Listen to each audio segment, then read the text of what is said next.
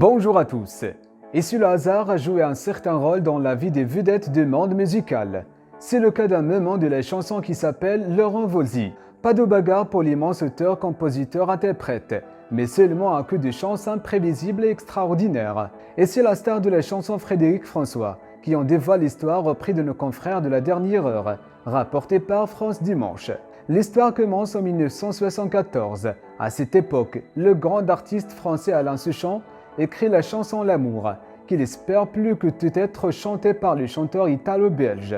Alain Souchon a en effet enregistré cette chanson sur une cassette et l'a envoyée au chanteur belge Frédéric François. Sauf que le pli n'est jamais arrivé chez Frédéric François. Un silence radio qu'Alain Souchon a en effet interprété comme un refus. Après plusieurs semaines d'attente, Alain Souchon décide d'enregistrer lui-même ce titre.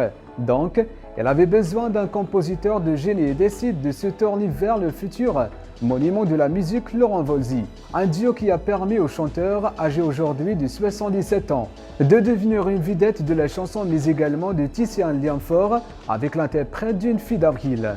Et cette erreur postale, Frédéric François ne l'oubliera jamais. C'est de là qu'est né le couple Souchon-Voulzy. Si j'avais chanté cette chanson, cette histoire n'aurait jamais existé.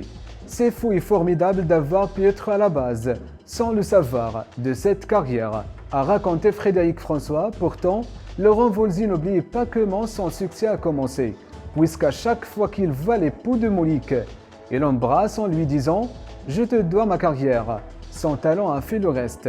C'est la fin de ce rendez-vous. N'oubliez pas de réagir sur la section de commentaires et d'activer la cloche de notification. Merci et à très bientôt.